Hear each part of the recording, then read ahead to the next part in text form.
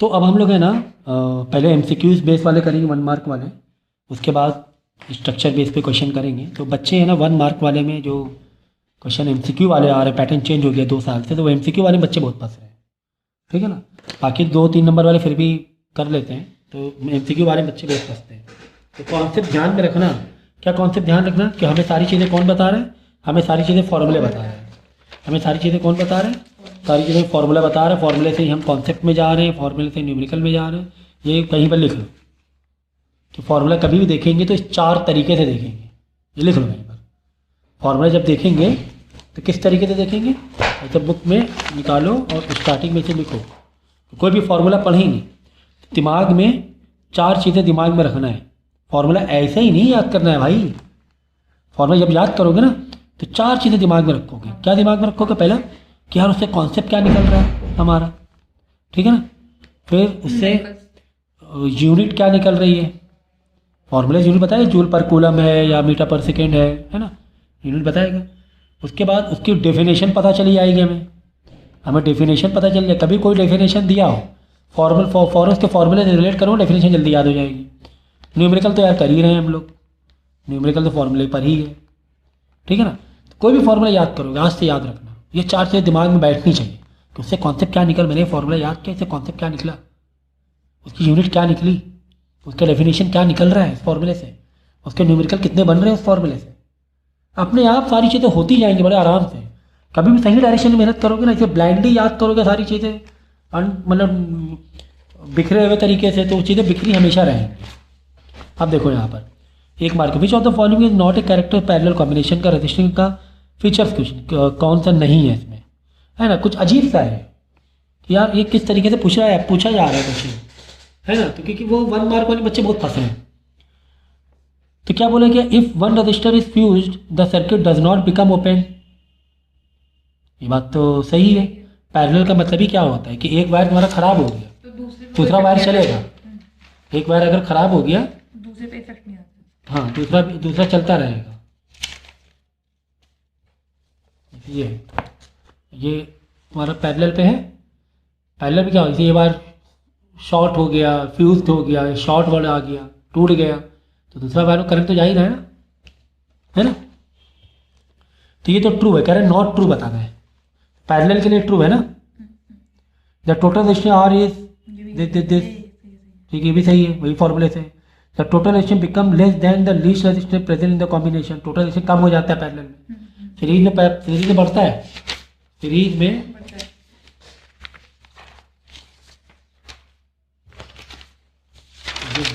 बच रहे हैं कुछ,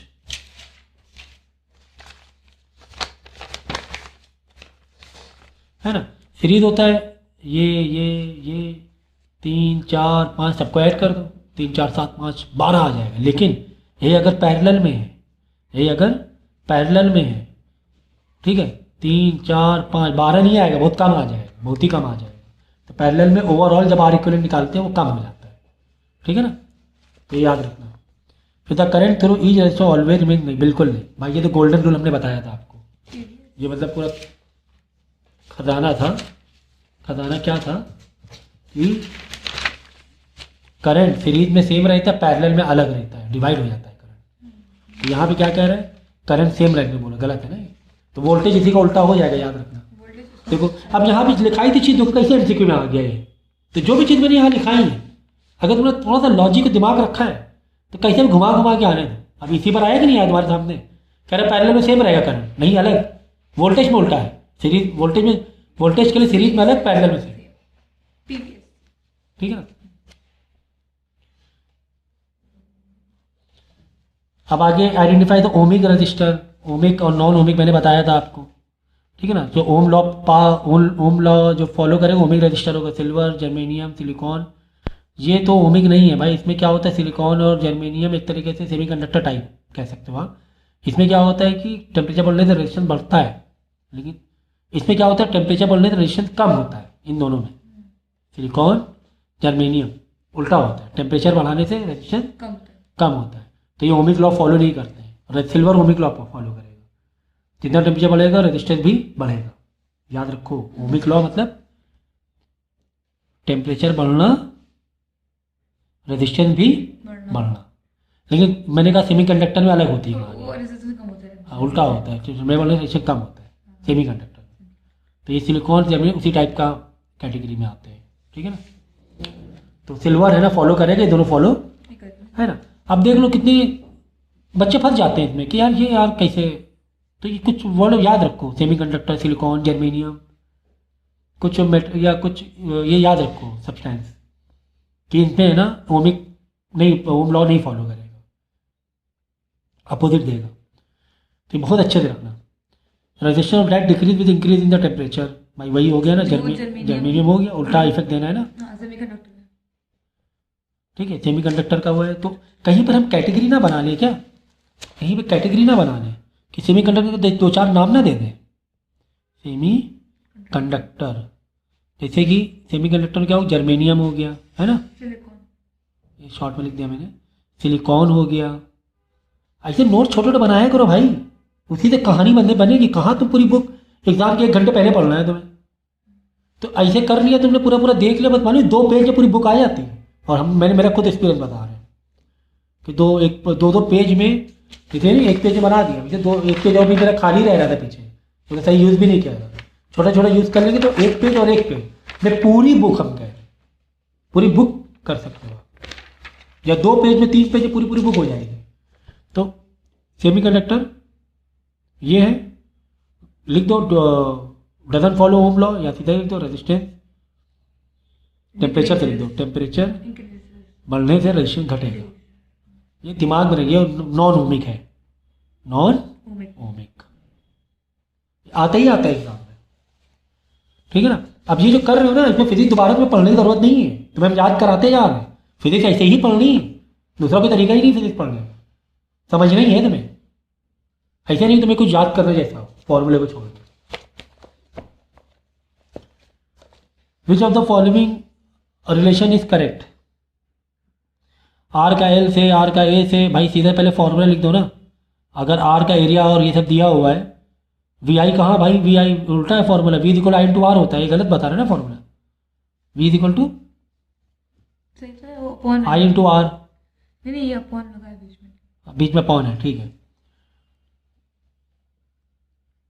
ठीक है, आर का वी बाई आई, आर का एल, आर का ए। भाई आर का अगर रजिस्टिविटी से फॉर्मूला लें तो कैसे आएगा मालूम है, resistivity is equal to L by A, यानी आर का ए से इनवर्स रिलेशन है, लेंथ और उससे डायरेक्ट है। नॉट करेक्ट बोलता है, ये तो कन्फ्यूजन हो गई है, करेक्ट नहीं है जो ये बताना है, नॉट करेक्ट। तो भाई आर का ए से इनवर्स है, कह रहा है आर ए से डायरेक्ट है, पहले यही गलत हो गया, ये वाला गलत है एक तो। अब बाकी देखा आर का एल का डायरेक्ट है, हाँ है, आर वी आई, हाँ भाई फॉर्मूला है, V equal I into R, I देना आएगा, ठीक है ना।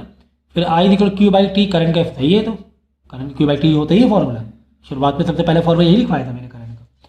तो ये वाला नॉट करेक्ट, नॉट करेक्ट बता रहा था। In the following circuit which of the relation is correct, देखिए कुछ अजीब टाइप से एमसीक्यू आ रहे हैं।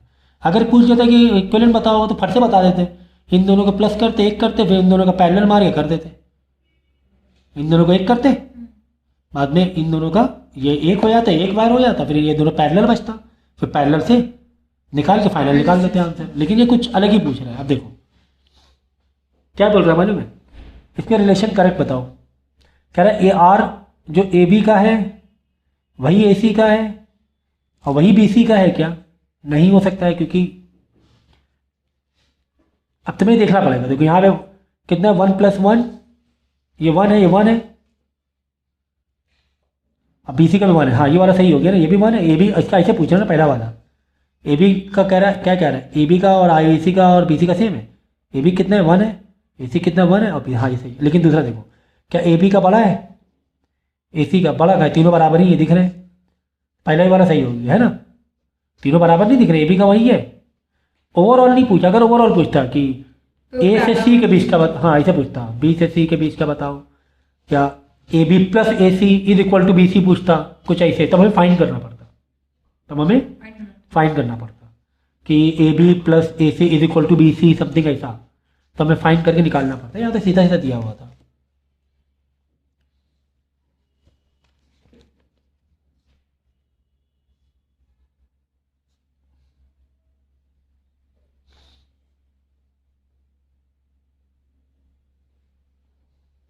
Which one of the following statement is incorrect, non correct मतलब गलत वाला बताना जो गलत लगे तुम्हें। 1 ampere is equal 1 coulomb per second.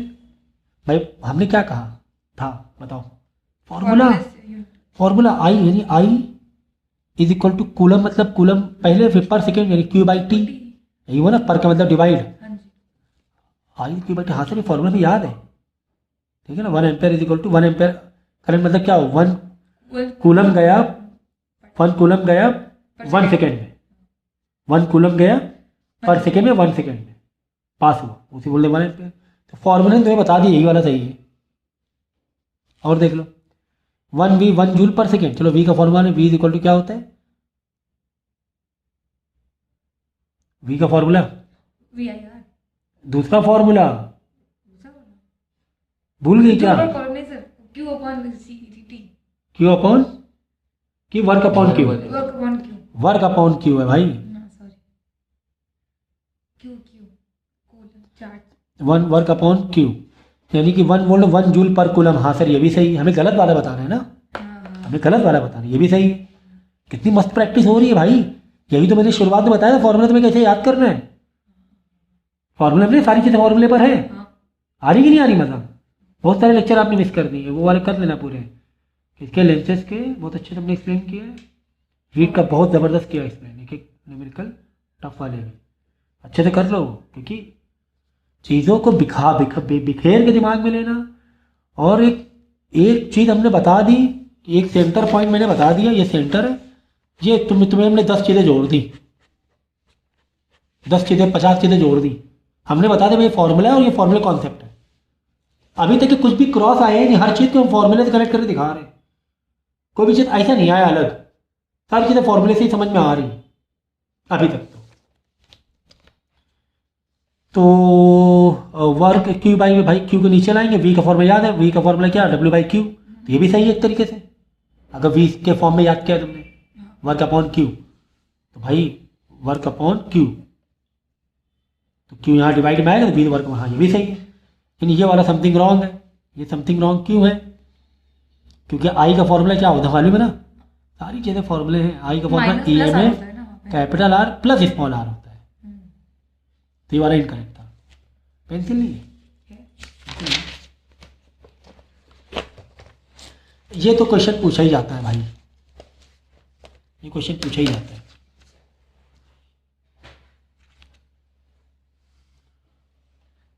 कह रहा ओम लॉ का करेक्ट बताओ, भाई ओम लॉ है ना, ओ से ओरिजिन से निकलता है और स्ट्रेट लाइन जाता है।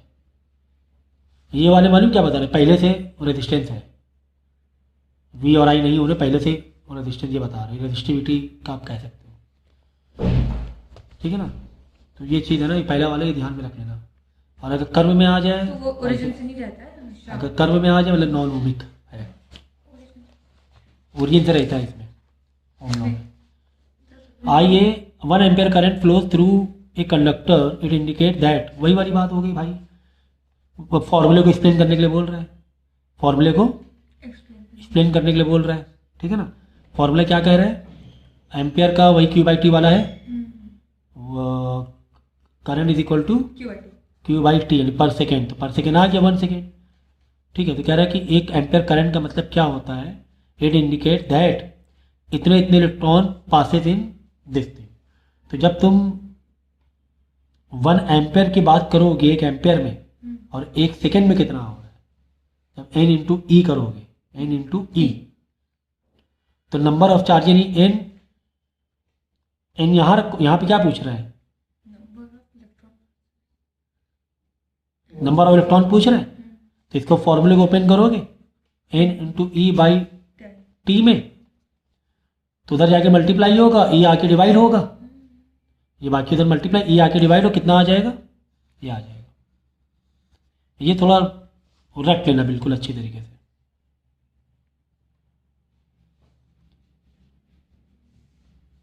क्या कर लेना, रख लेना, क्योंकि और ई की वैल्यू क्या 1.10⁻⁹ और ऊपर डिवाइड में ऊपर 1 हो रहा है ना, क्योंकि 1 अपॉन ये हो रहा है, तो जब तुम इसको सॉल्व करोगे तो यही आएगा आंसर, तो ये पॉजिटिव हो जाएगा, प्लस हो जाएगा, इंटू 10 प्लस 19 हो जाएगा, ऊपर जाएगा तो समझिए ना, क्योंकि एन नीचे डिवाइड में आ रहा है ना, इसमें सॉरी ई नीचे डिवाइड में आ रहा है ना, टी तो मल्टीप्लाई हो गया, 1 इंटू 1 मल्टीप्लाई हो गया, ठीक है, टी भी 1 है, आई भी 1 है।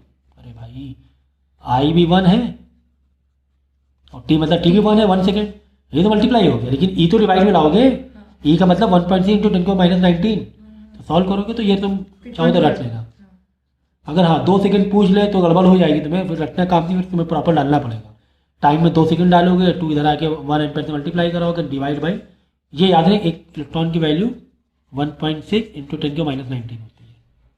बस ये मेन याद रख लेना, फॉर्मूला ओपन कर देना, इंटू बाई टी, अब जो भी पूछ ले तुमसे। Which of the following is represent ohm law, V I R वाला फॉर्मूला डाल देना भाई। अब वीर किसमें बन रहा है, इसमें वीर बन रहा है, नहीं बन रहा है, इसमें वीर बन रहा है, वीर बन जाएगा, आई मल्टीप्लाई हो जाएगा ना ऊपर जाके, तो वीर बन जाएगा आई आर, तो ये वाला लग जाएगा, बाकी सब गलत है, ठीक है ना। सारी चीज़ें फॉर्मूले से तुम्हारी हो रही है, सब कुछ मेरे फॉर्मूले बनाया है, जितने भी कॉन्सेप्शन तो वही फॉर्मूले से ला के एसोसिएट कर दिया, बिल्कुल कॉम्बिनेशन मजबूत जोड़ बना दिया उसका। यही होती है स्मार्ट स्टडीज़। अभी तक हम लोग सब ऐसी बिखरी हुई पढ़ाई कर रहे थे, तो स्मार्ट पढ़ाई ऐसे करनी है, ठीक है ना। लेकिन ये स्मार्ट पढ़ाई करने के लिए एक पॉइंट में आके पहुँचता है यार, ऐसे नहीं डायरेक्ट स्टार्टिंग से नहीं, पहले आपने इलेक्ट्रिक करंट सब पढ़ लिया है सब कुछ, तो आपको चीज़ें जल्दी रिलेट हो रही हैं। तो डायरेक्ट हम अगर बोलते हैं सर शुरुआत में क्यों सर आपने डायरेक्ट ऐसे सिखा दिया, कि ये प्रोसेस नहीं है, प्रोसेस करने के तरीके होते हैं। विच of the following non ohmic conductor, भाई कई बार बता चुके हैं, कई बार बता चुके हैं ये 3 तो है भाई। सिल्वर देखो, फिलामेंट ऑफ बल्ब में क्यों मालूम है, बल्ब का एक्चुअली मेन मकसद क्या है, टेम्परेचर बहुत ज़्यादा रहता है, एक्चुअली में टेम्परेचर बहुत ज़्यादा रहता है। तो when filament lamp is first, filament of lamp, ये बल्ब का जो फिलामेंट है उसको टर्न करेंगे तो resistor of lamp is low, as a result large current will flow, the filament become very hot very quickly and emits light. तो होता क्या है इसमें कि बहुत गर्म होने के बाद भी उसका जो रेजिस्टेंस होता है, नॉन ओमिक कंडक्टर बताना है ना, very quickly and with the increase in temperature the resistance also increase and current decrease.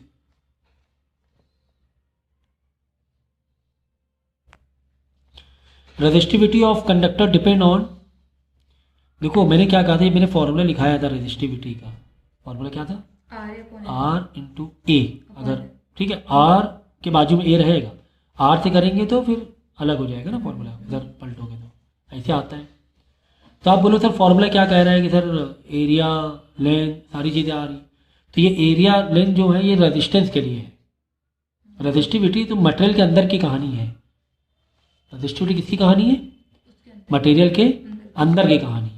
तो रेजिस्टेंस तो एरिया और लेंथ में डिपेंड करेगा, लेकिन रेजिस्टिविटी नहीं, तो रेजिस्टिविटी के लिए मत करना, रेजिस्टिविटी के लिए ना करना, क्योंकि ये कांस्टेंट होता है, रेजिस्टेंस के हिसाब से कांस्टेंट वैल्यू बन जाती है इसकी, ठीक है ना। तो लेंथ बोलोगे एरिया बोलोगे नहीं, तुम्हें क्या बोलना है, मटेरियल, ये याद रखना रेजिस्टिविटी के लिए, और रेजिस्टेंस के लिए लेंथ एरिया, ओके। तो ये चीज़ याद रखोगे, रेजिस्टिविटी के लिए लेंथ एरिया नहीं होगा, जबकि फॉर्मूला कह रहा है, लेकिन वो उसके लिए है, वो कांस्टेंट है उसके लिए, रेजिस्टेंस के हिसाब से, ठीक है ना। तो रेजिस्टेंस एरिया एल, लेकिन रेजिस्टिविटी के लिए मटेरियल, ये पक्का कर लेना, पक्का ये एग्जाम में आता है, आता है एग्जाम में। और ये भी कर लेना, टेम्परेचर भी कर लेना रेजिस्टिविटी के लिए, हाँ रेजिस्टिविटी के लिए टेम्परेचर एंड मटेरियल, ये चीज़ याद रखना दोनों, टेम्परेचर एंड मटेरियल, ठीक है।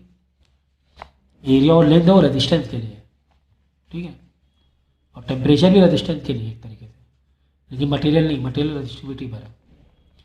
The resistance of 1 kilometre long कॉर्पेट wire having radius 1 mm और रेजिस्टिविटी दिस मच, फॉर्मूला डाल देना, यूनिट को बदल के तुम्हें निकालना है क्या है,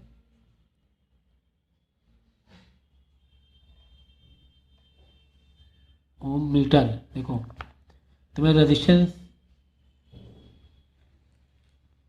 the resistance of 1 kilometre long copper wire having radius this, और हाँ तो रेजिस्टेंस निकालना है, तो रेजिस्टेंस फॉर्मूला मार देना, रेजिस्टिविटी तुम्हें दी हुई, रेजिस्टिविटी ओम मीटर में दी, अच्छी बात है, कोई दिक्कत नहीं है ना, कोई भी दिक्कत नहीं है, क्योंकि यूनिट तुम्हें सही दी है, 10⁻⁻8,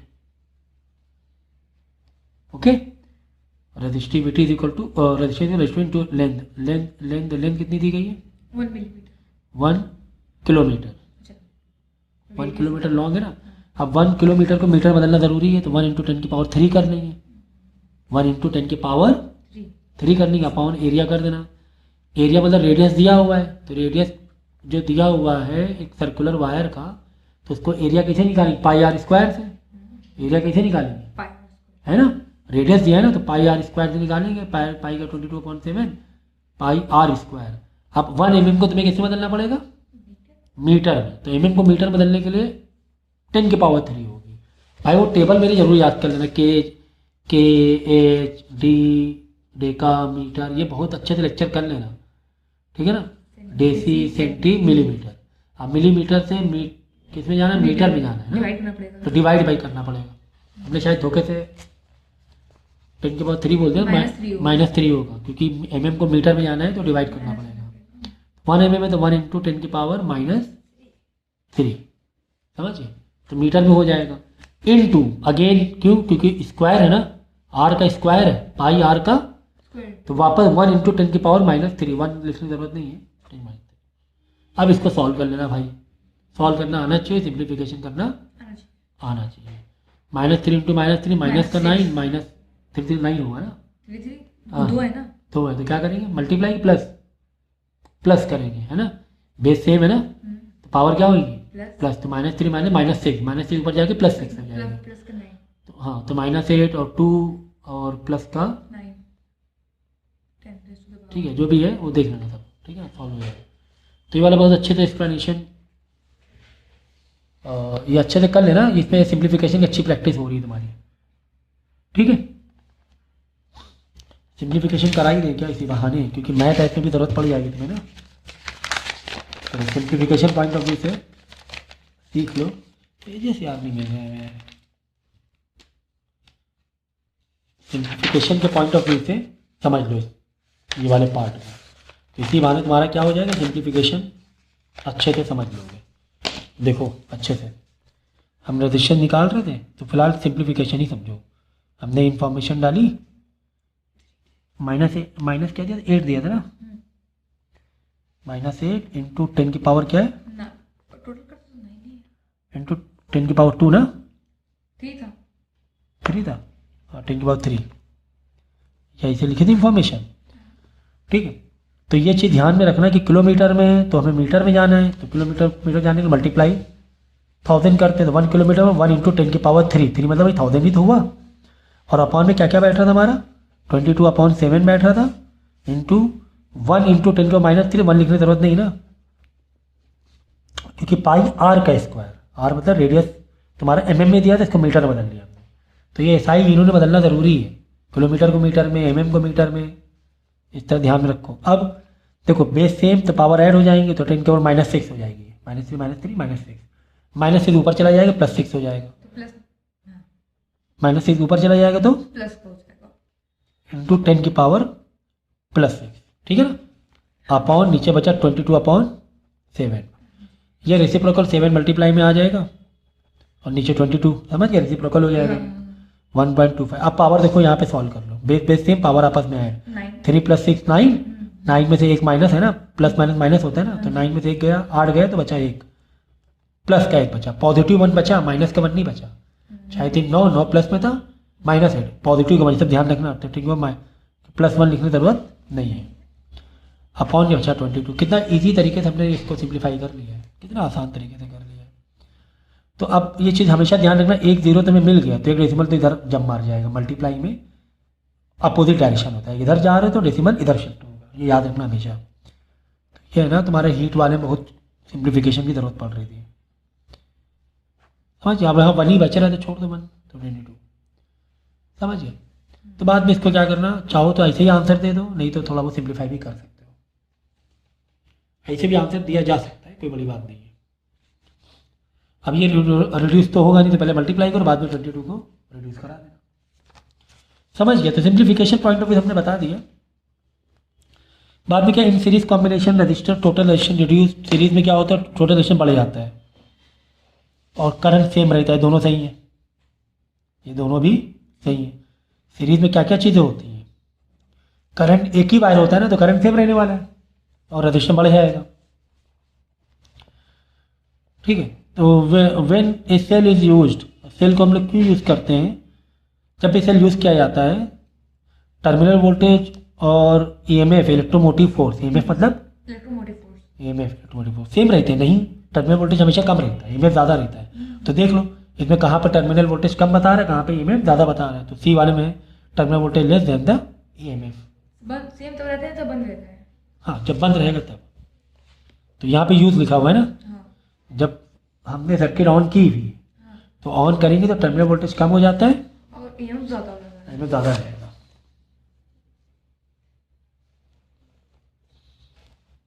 अब कह रहे हैं इक्विवेलेंट रेजिस्टेंस निकालो इसमें सी और डी के बीच में।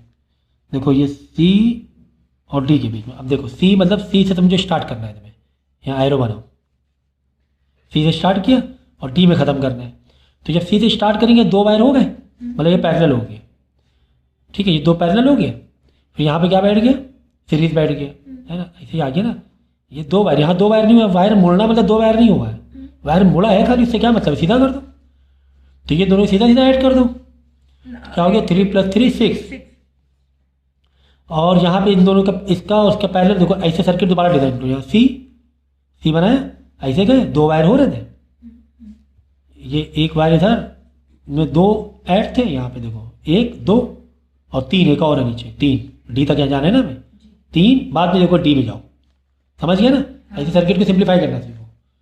सी ये देखो सी से पहले वाला वायर देखो 1 2 3 सीरीज में था, 1 2 3 सीरीज में, फिर ये वाला डायरेक्ट डी में गया है अलग से, ये डायरेक्ट डी गया, तो 3 3 3 और ये वाला भी 3 है, तो इनका एक डायरेक्ट ऐड हो जाएगा, फिर इन तीनों को एक कर दो, ये हो गया 9 और ये वाला 3 है, तो 1/9 प्लस 1/3, बाद में 3 नंबर कॉमन वन कर रेसिप्रोकल, रेसिप्रोकल दोबारा करना याद रखना, 1/r इक्विवेलेंट निकालने के लिए 1/9 प्लस 1/3।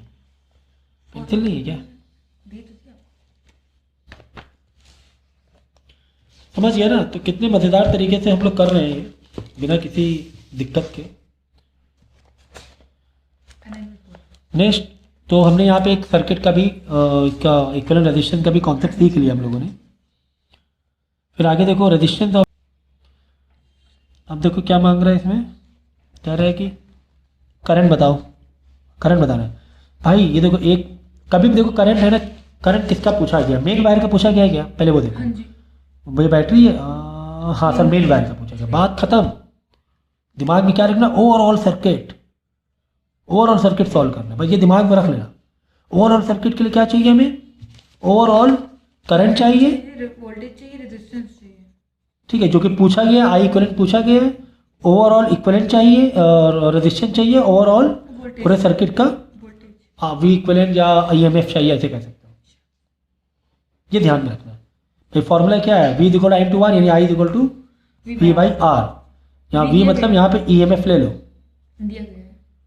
ठीक है, ईएमएफ ले लो, यहाँ पे स्मॉल r भी लगा लो चाहिए लो, अगर कुछ अंदर कहानी ज़्यादा है तो भाई ये बन जाएगा ईएमएफ अपॉन, क्योंकि पूरे सर्किट की बात हो रही है, तो ईएमएफ कितना दिया हुआ है देखो 3.6, जो सर्किट सेल के नीचे, हाँ 3.6 है, जो सेल के नीचे होता है वो ईएमएफ होता है, तो 3.6 अपॉन कैपिटल R कितना दिया हुआ है, एक ही है सिर्फ 4.5 है सिर्फ, नहीं, ये इंटरनल और कहीं रजिस्टेंस है नहीं, और होता है तो रजिस्टेंस को तुम्हें निकालना पड़ता हो, बार बार के रजिस्टेंस को, इसे इससे पहले फॉर्मूले वाले में हमने किया था। सर इंटरनल रेजिस्टेंस ये देख 0.7, तो हाँ। ये क्या है, कहाँ इंटरनल दिया हुआ है, ये लिखा हुआ इंटरनल रेजिस्टेंस = 0.7, तो फिर ये क्या है 2 ओम। तो यहाँ पे लगा हुआ है एमीटर, एमीटर में भी इंटरनल रजिस्टेंस है, अच्छा हाँ, तो तीन रजिस्टेंस है, बस खत्म बात, 1 2 3 सीरीज में ना, तीनों सीरीज में तो मज़ा आ जाए कुछ, क्योंकि कोई दिक्कत ही नहीं सीरीज में। तो ये 3 मतलब जो नीचे जो R है वो 3 R है, ऐसे समझ लो, बस नीचे 3 R है, खत्म बात। ओवरऑल कितने रजिस्टेंस है, 1 2 3, और तीनों सीरीज में है ना, पैरेलल में होता तो पैरेलल को अलग सॉल्व करके एक बनाते, फिर बाद में से सॉल्व करते हम लोग, है ना, तो कोई दिक्कत ही नहीं है। तो 0.7 + R + 2 है ना, 0.7 + R + 2, यार प्लस आर 4.5 दिया हुआ है, सॉरी 4.5 यहाँ दिया हुआ है, ठीक है ना। और तुम्हें आई निकालना है तो भाई अब क्या सिखाना पड़ेगा। 0.7 दिया था, कैपिटल आर ये दिया हुआ था 4.5 2 प्लस 2, ये तीनों आर दिए हुए, तीनों आर, बस कर लेना, आई निकाल लेना। क्या ही जा रहा है आपका, क्या जा रहा है आपका, है ना। तो एक नंबर में दिया हुआ है, एक बार एक टाइम तो 3-3 नंबर में आते थे, एक नंबर में तो नहीं आएगा, 2 नंबर में कम से कम आएगा। ये आई वी है, देखो रजिस्टर कंट्रोल पता है, लेंथ है, एरिया है, टेम्परेचर है। Define specific resistance of material, resistance of material स्टेज एसआई ओम है। स्पेसिफिक रेजिस्टेंस, सॉरी ओम पर मीटर, ये याद रखो भाई, ओम मीटर स्पेसिफिक रेजिस्टेंस मतलब रजिस्टिविटी, दूसरा वर्ड याद रखो। हाँ स्पेसिफिक रेजिस्टेंस मतलब रेजिस्टिविटी। तो ऐसे छोटे छोटे पॉइंट बनाते जाओ, ठीक है, ऐसे बनाते जाओ। स्पेसिफिक रेजिस्टेंस मतलब रजिस्टिविटी, जो जो मैं बोल रहा हूँ आप पॉज करके लिखो, ठीक है ना।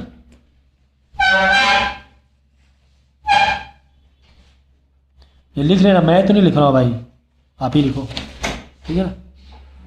तो रजिस्टिविटी की होती है ओम मीटर, क्या होती है, ओम मीटर, है ना। हाँ। तो ये सारे ये चीज़ें हमने करा दी थी फॉर्मूले पहले ही।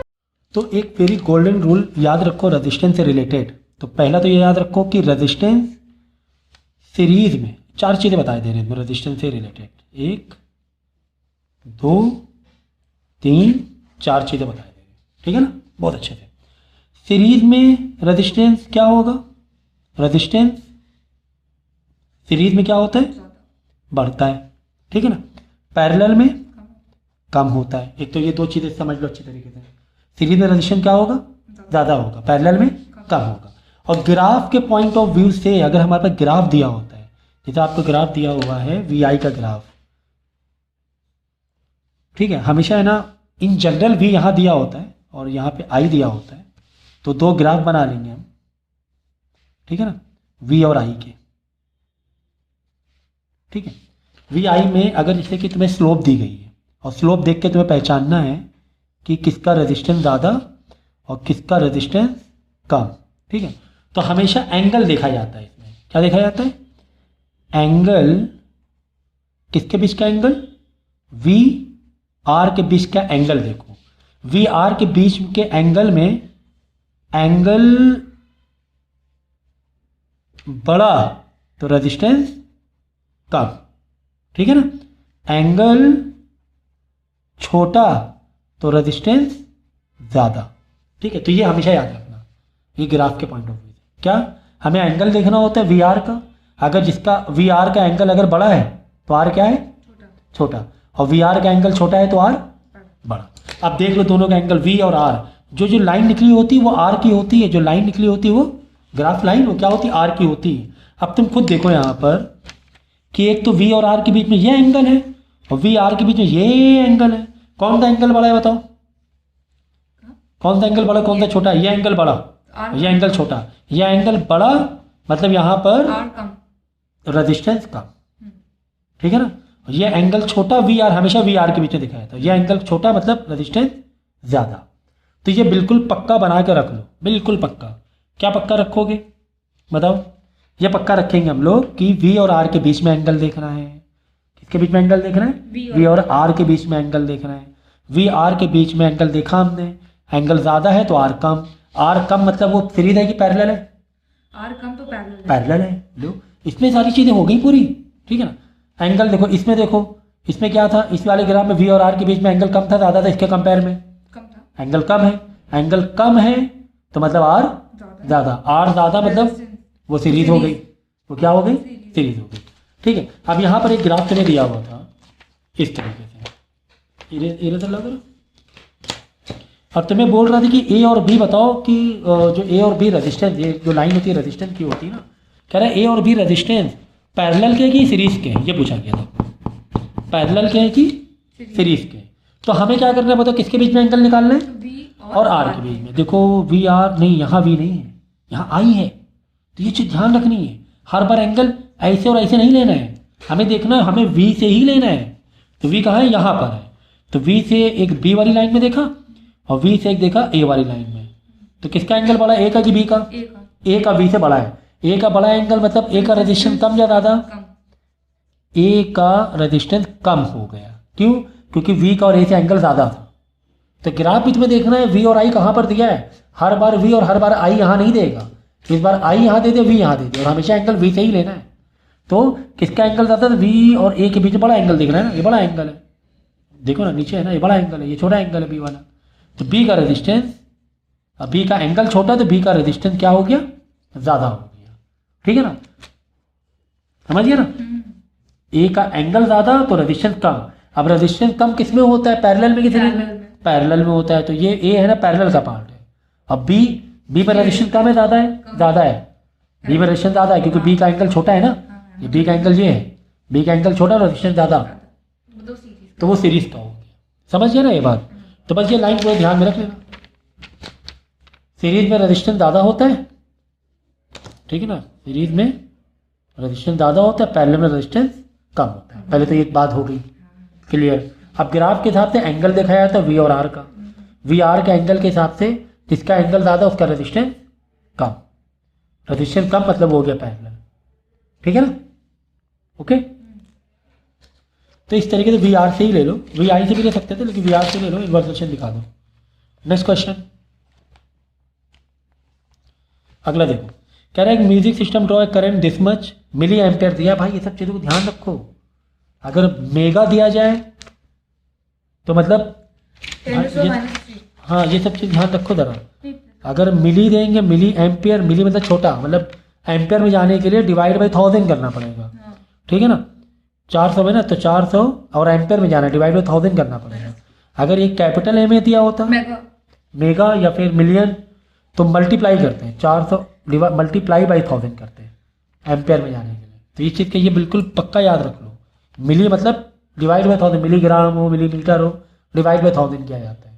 ये तो वाली टेबल वाले मेरा टेबल ले लेना, KHDA वाला हमने वीडियो मांग में, KHDA ये मेन SI यूनिट हुई, डेसी, सेंटी और मिली। हमेशा यही SI नहीं होती है, मास में किलोग्राम SI यूनिट होती है, याद रखना। मास के लिए क्या होती है SI यूनिट, मास की क्या होती है, किलोग्राम होती है। तो बाकी सब में बीच वाला इधर चल रहा है, ठीक है ना। अब मीटर है, एम्पियर है या वॉट है, यहाँ वॉट आ जाएगा, है ना, यहाँ एम्पियर भी आ सकता है। अभी तो वॉट है, किलो वॉट जाना है तो पीछे जाना पड़ेगा, डिवाइड बाई 1000 करना पड़ेगा। मिली वॉट में दिया है, वॉट में आना है तो पीछे डिवाइड करना पड़ेगा। किलो वॉट दिया, वॉट में आना है तो मल्टीप्लाई करना पड़ेगा। ये पूरा हमने लेक्चर अच्छे से दिया हुआ है, तो तुम्हें ये मालूम होना चाहिए SI यूनिट में कौन बैठ रहा है। तो वॉट, मीटर, एम्पियर ये सब SI यूनिट में बैठ रहे हैं, मतलब ये वाले मीटर वाली रेंज में आ रहे हैं। लेकिन मास किलोग्राम है SI यूनिट, याद रखना, मास ग्राम ना कर देना, मास किलोग्राम है SI यूनिट। ग्राम में से किलोग्राम बदलना पड़ेगा मास का, बाकी सारे एक ही रेंज में बैठ जाते हैं, ज़्यादातर सब एक रेंज में बैठ जाएंगे आके यहाँ पर SI यूनिट के लिए, ठीक है ना, ये चीज़ याद रखना आप। तो तुम्हें देखो करंट दिया हुआ है, ये दिया हुआ है, वॉट R निकालना, भाई V दिया हुआ है तुम्हें, करंट तुम्हें दिया हुआ है, R ही तो निकालना है, तो निकाल लेना, R is equal to V by I, है ना। बस वो ये कर सकते, music system playing the several hours and finally battery voltage drop and music system stop playing when the current drop to 320 mA, ठीक है। and what battery voltage does the music system stop playing, what battery voltage, तो battery voltage तुम निकाल लेना, तो उसको convert करके ये माइनस करके इस पर है ना, बंद हो गई ना, 320 मिली एम्पेयर में आके बंद हो गई, तो वोल्टेज निकाल लो, 320 मिली एम्पेयर कितना हो गया वोल्टेज, तो V equal to again I into R, ये लिया I, मिली को तुमने बदल लिया एम्पेयर में, 10 की पावर मतलब डिवाइड बाई 1000 मतलब 10 की पावर -3 इंटू, और ये कितना था 12 वोल्ट और रेजिस्टेंस था 30, तो रेजिस्टेंस मल्टीप्लाई कर दिया तो वोल्टेज निकाल लिया। पहली बार में तुम्हें रेजिस्टेंस निकालना है, तो दूसरा क्या बोल रहा है कि जब बैटरी स्टॉप हुई तब उस टाइम वोल्टेज कितना था, तो उस टाइम करंट दे दिया गया, रेजिस्टेंस तो मालूम ही है ना भाई 30 पहले निकाल लिया था, निकाल लो कितना वोल्टेज था, ठीक है ना। फिर देखो कह रहा है कि what happen to the resistivity of semiconductor बात हो रही है with the increase of temperature, temperature बढ़ने से क्या होगा, रजिस्टिविटी बताना है, तो रजिस्टिविटी भी कम होगी, हाँ ठीक है ना, क्योंकि सेमीकंडक्टर में उल्टी कहानी चलती है ना, टेम्परेचर और ये रिलेशन याद रख लो बिल्कुल।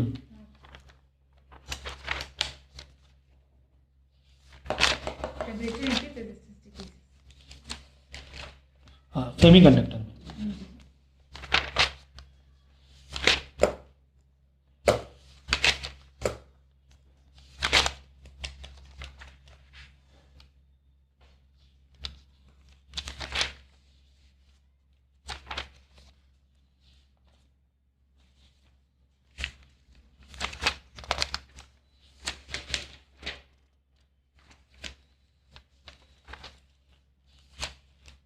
ठीक है,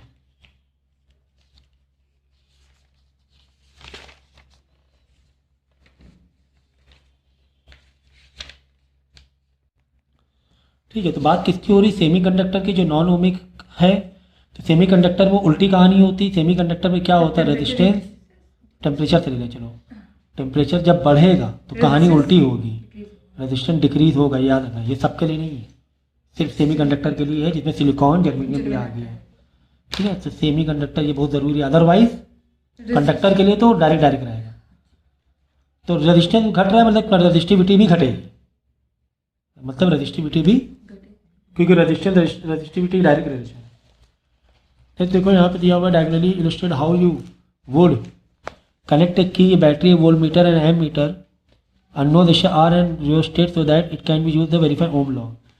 तो भाई एक सर्किट जो अगर हमें रियोस्टेट भी यूज़ कर लगाना है, हमें की भी बटन भी लगाना है, की भी लगानी है, हमें मीटर भी लगाना है, सारी चीज़ें लगानी, वोल्ट मीटर भी लगाना है, तो इस सर्किट का एक बेसिक डिज़ाइन है, इसको ज़रा ध्यान में रख लेना, ठीक है। यहाँ पे हमने लगाए सेल, बैटरी लगाई ना, सेल नहीं लगाया, सॉरी बैटरी लगाई, बैटरी के लिए मल्टीपल देना पड़ेगा, सिर्फ एक देखो अगर सेल लगाते हैं तो सेल का सिंबल क्या होता है, ये वन पॉजिटिव वन नेगेटिव, लेकिन जब बैटरी लगाते हैं तो कॉम्बिनेशन ऑफ ये लगाना पड़ता है, कॉम्बिनेशन ऑफ सेल लगाना पड़ता है, बैटरी के लिए एक, फिर दो, मतलब दो से एक से ज़्यादा हो, तीन, ऐसे कम से कम दो तो लगा ही दो, ठीक है ना, समझ गया ना, नंबर ऑफ सेल। तो यहाँ बैटरी तो ऐसे दो दिखा दी हमने, एक दो तीन दिखा दिया है, प्लस और ये माइनस वन, और यहाँ की लगा दिया है, मीटर लगा दिया, तो यहाँ एक रजिस्टर उतार दो, अब वोल्ट मीटर हमेशा रजिस्टर के बीच में लगाया जाता है अभी, फिर आगे बिल्कुल लास्ट में रियोस्टेट दिखा दो, ठीक है ना। तो बाद में एक्सप्लेन कर दो, बी मतलब बैटरी है, बी मतलब पता ही वोल्ट मीटर है, तो लिख देना। नेक्स्ट, ये मेटल वायर है रेजिस्टेंस ऑफ दिस, तो ये बहुत अच्छे से कर लेना कि कैसे सर्किट डिज़ाइन की जाती है, बेसिक।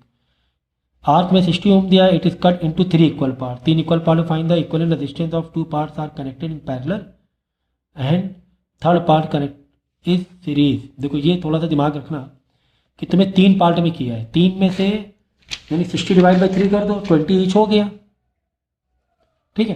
कह रहे हैं कि 2 को पैरेलल में लगाया, ये 2 को पैरेलल में लगा दिया और एक को आगे चल के सीरीज में लगा दिया, तो कैसे, इजी है ना, पहले इनका इक्वलेंट निकालो, 1/r इज इक्वल 1/20 प्लस 1/20, दोनों को एक कर दो, सॉल्व कर लो, फिर जो इसका जो भी आंसर आएगा इन दोनों क्या कर देना, प्लस कर देना, नहीं तो बहुत सिंपल सा था। तो इसी तरह करना है, 3 वायर को इक्वल पार्ट में कट करोगे तो पहले ईच वायर में रेजिस्टेंस देखो कितना आ रहा है, ठीक है। तो ये ऐसे क्वेश्चन अब आने लगे, ये है 3 resistance value this this and this.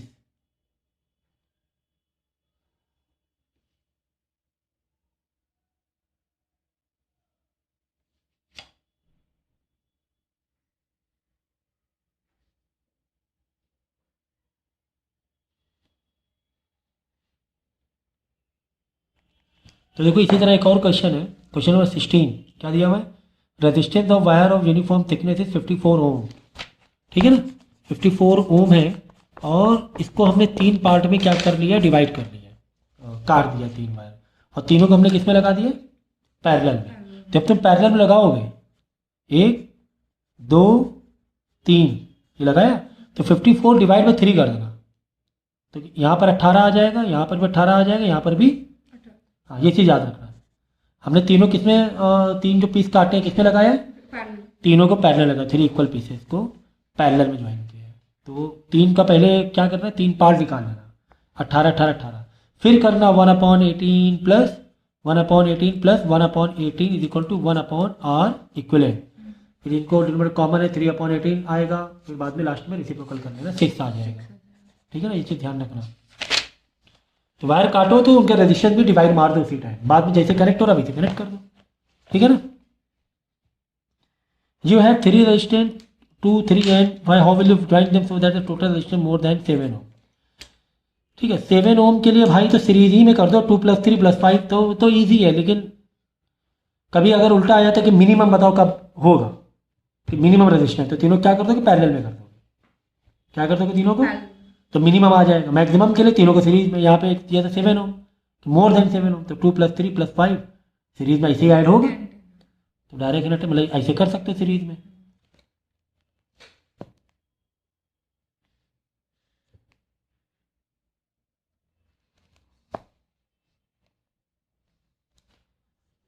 आगे देखो इक्विवेलेंट रेजिस्टेंस निकालने वाले हैं। ये तो एग्जाम में 3 नंबर का है, 2 नंबर का आने वाला है। इसको कैसे ए से बी में निकालना है, तो 3 वायर कट हुए 1 2 3, यानी तीनों पैरेलल में, तीनों को एक कर दो पहले 1/3 + 1/3 + 1/3 सिंपल करके वापस रेसिप्रोकल करके ये एक वायर हो जाएगा।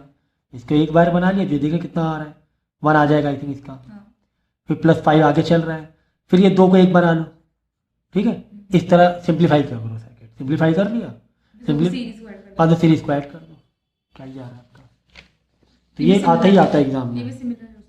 ये भी वैसा ही है। इसमें 3 में एक गया, एक मारा, फिर देखो ये 2 मिलकर एक करो पहले, फिर ये एक अलग जा रहा है, फिर ये 2 मिलकर एक करो, एक कर दिया 2 मिलकर एक। ठीक है, ये 2 थे, एक करो, फिर आगे एक और है, ये तीनों ज्वाइन करो, आगे एक और। समझ गए, तो समझ गए। तो ये 2 ऐड करके एक बनेगा, फिर यहाँ पे 2 1 2 3 है, यहाँ सॉरी यहाँ पे 3 है भाई, 1 2 3 है, 1 2 3 है, 3 को मिलकर एक बनाओ। यहाँ पहले तो एक ही था तो एक ही रहने दो, यहाँ पे 1 2 3 है, 3 को मिलकर एक बनाओ। फिर क्या करो, पैरेलल को सॉल्व करो, ये एक बनेगा, फिर 1 2 3 सीरीज में ऐड कर दो, है ना। तो ये सब चलो सेम है, सब कर लेना आप लोग। ठीक है ना, ये वाले सब कर लीजिएगा।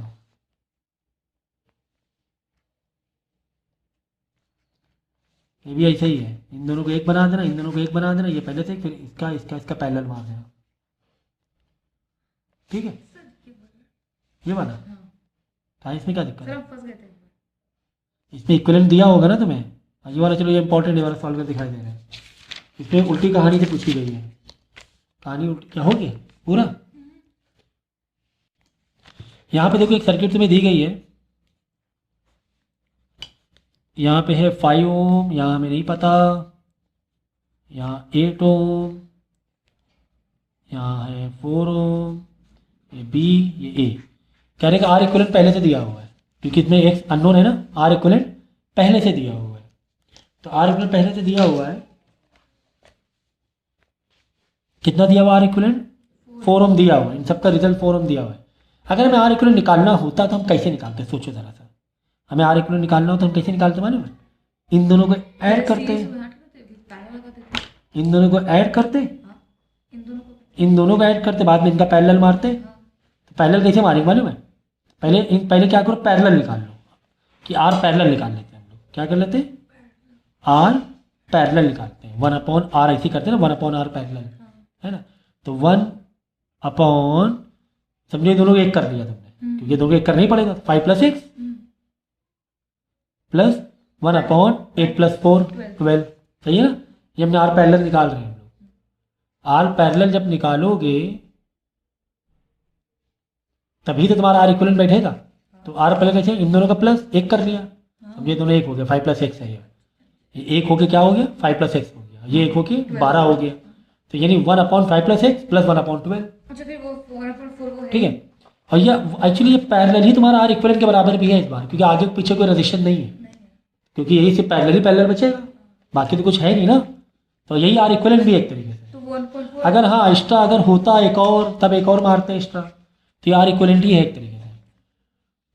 तो ठीक है ना, तो वह अब इसको क्या करो, अभी रुको, ये आर इक्विवेलेंट कर सकते हो। क्यों आर इक्विवेलेंट कर, क्योंकि पैरेलल के बाद कोई भी कहानी नहीं है, तो इसलिए आर पैरेलल आर इक्विवेलेंट भी है।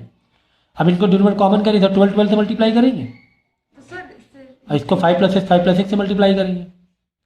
जब 12 से ऊपर नीचे मल्टीप्लाई करोगे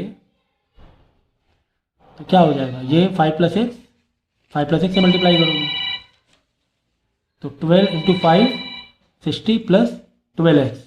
अब आर इक्वल तुम्हें दिया ही हुआ है ना 4, कितना दिया हुआ है 4 दिया हुआ है, तो 1/4 कर लो ना, क्या जा रहा है आपका, तो 12 + 5 17 + x अपॉन 60 + 12x। अब यहाँ पे इधर आएगा, ये इधर आएगा, तो 60 + 12x = 4 मल्टीप्लाई इसमें जाएगा, 4 × 17 68 + 4x, 68 ही होगा ना, 4 × 17, 4x इधर लिया माइनस हो जाएगा, 8x हो जाएगा, और 68 में -60 हो जाएगा, x = यहाँ 8 आएगा, 8 डिवाइड में आ जाएगा, 1 आ जाएगा, तो यहाँ 1 ओम लगा हुआ है, सर ठीक है ना, समझ गए भाई। तो आर पैरेलल आर इक्विवेलेंट ही हो गया था, क्यों, क्योंकि इसके बाद कोई कहानी बची ही नहीं रही थी।